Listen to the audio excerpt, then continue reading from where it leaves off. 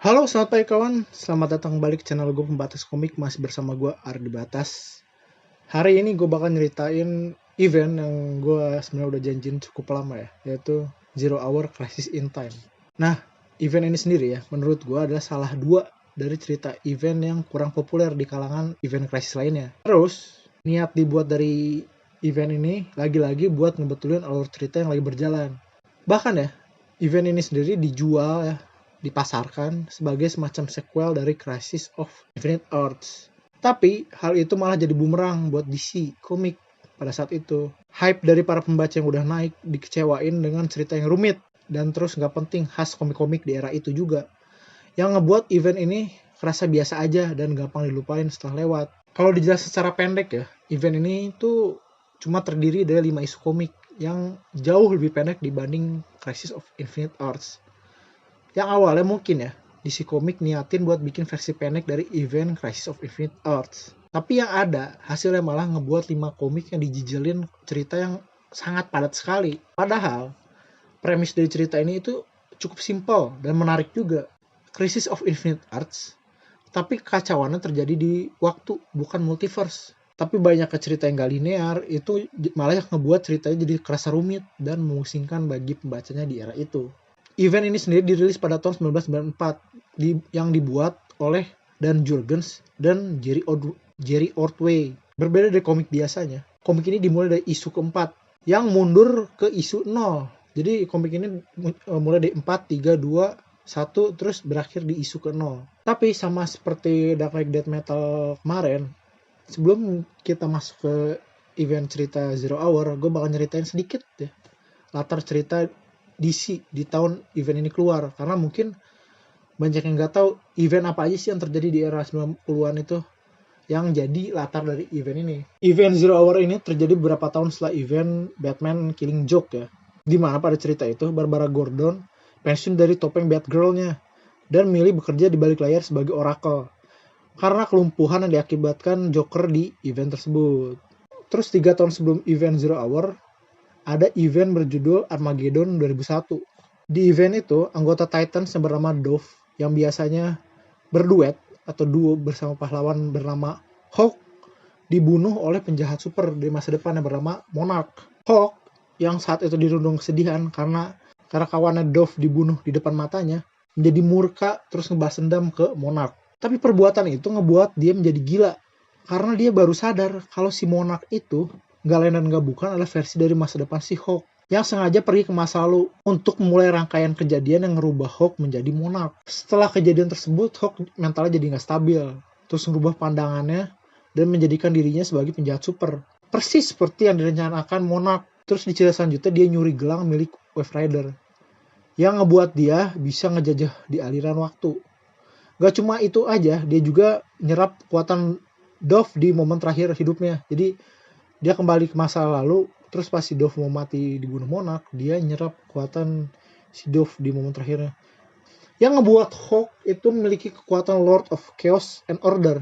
Rangkaian hal tersebut ngebuat Hawk ngerubah identitasnya nggak sebagai Monarch, tapi ngerubah identitasnya menjadi X-Tan. Terus berlanjut ya, setahun sebelum event Zero Hour, muncul event besar lain yang gemparin dunia komik di tahun 90-an. Mungkin ini yang nutup malah si cerita Zero Hour ini. Ini nutup banyak cerita juga sih event ini, yaitu event Death dan Reign of Superman. Dimana di komik itu diceritain cerita yang cukup kontroversial di era itu dengan kematian dari Superman itu sendiri. Selain Superman yang jadi fokus utama di cerita tersebut, ada juga Green Lantern versi Hal Jordan yang nerima imbas dari event Reign of Superman, di mana kotanya yaitu Coast City dihancurkan oleh Mongol dan Cyborg Superman. Hal tersebut membuat Hal Jordan tenggelam dalam kesedihan yang mendalam yang ngedorong dia akhirnya jadi gila. Yang nyiptain event Emerald Twilight. Ini kalau dilihat di tahun 90-an tuh kalau pahlawan pada sedih, ujung-ujungnya malah jadi pada gila ya. Nah, di event Emerald Twilight itu, Hal Jordan yang awalnya tenggelam dalam kesedihan, yang cuma pengen nyiptain ulang Coast City beserta produknya dengan cincin Green Lantern ya, malah jadi bumerang buat si Hal Jordan itu, yang ngebuat para Guardian of Universe ngecopot titelnya sebagai Green Lantern dan minta dia ngembalin cincin serta power baterainya. Karena menurut si Guardian of the Universe itu, dia telah menyalahgunakan power ring untuk kepentingan pribadinya sendiri. Terus kesedihan Hal Jordan tersebut berubah jadi murka. Dia lalu pergi ke Oa dengan niatan untuk menyerap seluruh energi dari sentral baterai di sana. Buat ngedapetin tenaga yang cukup buat nyiptain ulang Coast City secara permanen. Tapi ketika dia dihadang oleh kawan-kawan sesama Green Lantern-nya, kayak Sinestro sama Kilowog ya, yang merupakan sahabatnya dia di era itu, dia malahan ngebantai mereka semua. Gak berhenti di situ, dia terus ngehabisin seluruh anggota dari Green Lantern beserta Guardian of the Universe. Terus ngambil semua cincin mereka untuk mendapat konstruk energi yang lebih banyak. Gak berhenti di sana aja. Dia terus nyerap seluruh energi yang ada di dalam sentral baterai. Terus dia ngerubah kostumnya sama identitasnya sendiri. Dia menamai dirinya sebagai Parallax. Terus di akhir cerita, satu-satunya yang selamat dari kejadian itu, yaitu Gantet, yang udah sekarat banget. Dia nggunain tenaga dan kehidupan terakhirnya untuk merekrut anggota Green Lantern terakhir di bumi, yaitu Kyle Rayner. Yang saat itu ngebuat Kyle sebagai pemegang gelar Green Lantern satu-satunya di era itu. Terus di tahun yang sama sebelum Zero Hour dimulai, ada event bernama Nightfall, di mana Batman di cerita itu dipatahkan punggungnya oleh Ben, yang membuatnya memberikan titel Batman pada Azrael. Tapi cara Azrael yang terlalu ekstrim saat melakukan aksi kepahlawanannya, ngebuat si Bruce ini ngambil paksa kembali titel Batman dari Azrael tersebut. Oke, kalau gitu kayaknya cukup untuk latar ceritanya Zero Hour ini. Kita sekarang masuk ke ceritanya aja ya. Dimana cerita dimulai dengan diperkenalkan kembali konsep realita alternatif di dunia komik DC. Tapi bukan sebagai universe berbeda, karena konsep multiverse sendiri udah dihapus di event Crisis on Infinite Earths. Di sini kita diperkenalkan konsep baru, yaitu percabangan timeline yang dinamakan sebagai Hypertime. Jadi pada awal cerita, kita diperlihatkan Batgirl dan beberapa pahlawan lainnya yang berasal dari dunia alternatif lain atau berasal dari Hypertime mulai bermunculan di New Earth. Selain itu juga, jauh di masa depan, gelombang entropi dari akhir zaman mulai menghapus masa depan yang terus bergerak menuju ke masa sekarang. Terus hal tersebut ngebuat Wally sadar. Dia dengan sekuat tenaga berusaha memperlambat gelombang tersebut. Tapi aksinya itu ngebuat Wally mati. Sama kayak pemegang titel Flash sebelumnya, yaitu Barry, yang juga mati di event Crisis sebelumnya. Tapi ya, gak sama kayak Barry, Wally ini kembali lagi menjadi Flash gak lama setelah event Zero Hour berakhir. Terus selanjutnya kita mengetahui kalau semua hal itu disebabkan oleh Extan, yang kini memiliki kekuatan untuk mengendalikan waktu. Dia memiliki tujuan untuk menyapu bersih timeline dari dunia DC untuk nyiptain dunia ulang sesuai keinginannya. Rangkaian dari event ini juga ngebuat semua versi Hawkman dan Hawkgirl bersatu menjadi satu kesatuan karakter Hawkman baru yang merupakan perpaduan dari semua karakter tersebut. Terus, ketika Justice Society of America bertarung sendirian menghadapi Extan ngebalas mereka dengan mencabut efek yang ngebuat mereka tidak menua semenjak tahun 1940. Hal tersebut ngebuat para anggota Justice Society of America alias JSA menua dengan cepat. Bahkan karakter seperti Dr. Fate, Hourman, dan Atom mati karena proses penuaan super cepat tersebut. Satu-satunya di JSA yang tidak menua karena serangan Extan itu hanyalah Alan Scott, yang terlindungi oleh green energy yang berasal dari cincin dan lenteranya.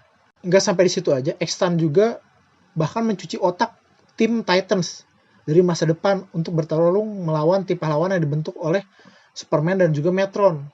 Terus Legend of Superheroes yang berasal dari abad 30 mati bersama seluruh timeline-nya yang terlahap oleh gelombang entropi yang dilepaskan oleh karakter lain yang ngendaliin seluruh event ini ternyata. Yang bahkan Extan sendiri nggak tahu siapa orang tersebut. Yang ngebuat Extan di event ini cuma jadi boneka dari karakter misterius yang baru muncul ini secara nggak langsung ya. Terus pertarungan dari pahlawan dan Extan kian memuncak dan berlangsung hingga akhirnya mereka semua bertarung di awal zaman. Alasan mereka semua bertarung di lokasi tersebut karena banyaknya timeline yang sudah ditelan oleh gelombang entropi. Itu semua terjadi karena kemunculan gelombang entropi lain yang berasal dari awal zaman yang nggak diketahui sumbernya oleh Extan. Terus sosok misterius yang mengendalikan event ini sebenarnya akhirnya muncul ke permukaan. Sosok tersebut nggak lain nggak bukan adalah Parallax alias Hal Jordan yang udah gila dengan pemikirannya yang udah ekstrim sekarang. Dia dengan mudah mengalahkan Extan dan ngejelasin semua rencananya ke tim pahlawan. Parallax nyeritain setelah event Emerald Twilight ya, dia nyerap energi anti-monitor yang tersisa di semesta ini. semenjak Crisis on Infinite Earths, yang ngebuat dia mendapatkan kekuatan luar biasa yang bisa mengendalikan ruang dan waktu. Tujuan dia melakukan semua ini adalah ingin menciptakan dunia yang lebih baik, di mana nggak ada kejahatan, di mana kejadian yang ngebuat dia jahat dan gila seperti sekarang itu nggak bakal pernah terjadi lagi. Nggak cuma berhenti di situ, dia juga pengen ngembaliin multiverse agar pahlawan-pahlawan yang terjebak di New Earth semenjak kejadian Crisis on Infinite Earth bisa bahagia di universe masing-masing juga. Jadi dia pengen nyiptain multiverse baru lagi. Mendengar hal itu, beberapa pahlawan yang berasal dari Hypertime, kayak Batgirl dan lainnya, setuju dengan tujuan yang dikatakan Parallax tadi, terus bergabung ke dalam aksinya. Tapi tentu aja, tim pahlawan yang tersisa dari New Earth ya, gak setuju dengan cara ekstrimnya si Parallax itu, yang udah ngebinasain miliaran orang dari masa lalu dan masa depan untuk nyiptain dunia yang menurut dia lebih baik. Terus sama seperti Crisis on Infinite Earths, di sini juga Spectre turun tangan untuk menghadapin Parallax. Lalu ketika Parallax lengah, Wave Rider dan pahlawan lainnya menyalurkan residual energi kosmis yang dihasilkan oleh pertarungan Parallax dan Spectre, karakter yang bernama Damage. Terus ketika Parallax menyadari hal itu, dia berusaha ngebunuh si Damage itu, yang langsung dihadang oleh Batgirl yang ngorbanin dirinya karena dia sadar kalau cara yang dilakukan Parallax itu salah. Terus sang Green Lantern terakhir alias Kyle Rayner muncul tiba-tiba yang langsung megangin si Parallax. Hal itu dilakukan untuk mudahin si Oliver Queen alias Green Arrow nembakin panahnya ke arah Parallax. Parallax yang ditahan pergerakannya mudahkan Green Arrow untuk nembakin panahnya tepat ke jantung kawan terbaiknya itu, Hal Jordan, yang sekarang udah berubah sangat jauh. Melihat hal itu, Spectre lo ngarahin seluruh energi kosmis dan mistis yang berada di sana ke Damage, yang ngebuat Damage menjadi overload dan meledak dengan ledakan yang sama seperti Big Bang yang dulu nyiptain semesta. Wave Rider dan beberapa lawan di dekatnya menyelamatkan diri dengan keluar dari aliran waktu yang ada. Mereka semua ngelihat semesta baru tercipta, di mana New Earth sejarahnya sedikit berubah, di mana seluruh timeline-nya dirapihkan. Terus para pahlawan yang gugur di sepanjang event karena tertelan oleh gelombang entropi itu kembali lagi. Tetapi yang meninggal secara natural ya, bukan karena tertelan gelombang entropi, seperti anggota JSA yang menua, itu tetap meninggal dan gak kembali lagi. Lalu para pahlawan yang masih memiliki ingatan dunia lamanya itu jadi berkabung karena ngelihat banyaknya kematian yang gak bisa kembali di event ini. Yang mereka mempertanyakan kenapa hal ini tuh perlu terjadi sih. Yang kelihatan sedih banget tuh Green Arrow, karena di event ini dia telah ngebunuh sahabatnya sendiri dengan tangannya sendiri. Tapi di tengah hal itu Power Girl dengan bahagia malah ngumumin kelahiran dari anak pertamanya. Yang terus Green Arrow nunjukin kebahagiaan atas berita Power Girl tadi lewat panahnya. Oke, jadi begitulah event Zero Hour Crisis in Time. Gimana tuh kawan? Seru nggak eventnya? Event ini sendiri emang tujuan utamanya tuh cuma buat ngerapin timeline dari dunia DC, dimana JSA itu benar-benar dijadiin mereka lahir di tahun 1940, benar-benar kayak komik pertama aslinya muncul. Sebenarnya daripada dibilang JSA yang bikin berantakan, itu yang salah satu yang ngebuat berantakan timeline DC itu adalah versi Hawkman sama Hawkgirl yang originnya tuh rumit dan sangat berantakan, yang bahkan ujung-ujungnya ngebuat karakter Hawkman sama Hawkgirl jadi ada dua, saking berantakannya. Terus yang konyol dari event ini adalah Hawkgirl yang bisa-bisanya ngomong begitu, yang bikin gue malah ketawa pas baca itu, karena Hawkgirl tuh kayak gak tahu waktu banget. Makanya nih ya kawan, jangan lupa pada beli komik aslinya biar bisa baca keseruan sepenuhnya dari event ini. Dengan membeli komik, kalian juga ngebantu industri kreatif dunia komik untuk terus berkembang. Sip lah, kalau gitu kayaknya videonya cukup sampai di sini dulu. Kalau ada yang mau didiskusiin tentang cerita ini, silahkan tulis di kolom komentar di bawah ya. Kalau kalian suka juga silahkan like dan subscribe juga channel ini untuk nikmatin konten yang sama. Channel ini juga ngupload video seputar komik, film, serial TV dan juga hal pop kultur lainnya.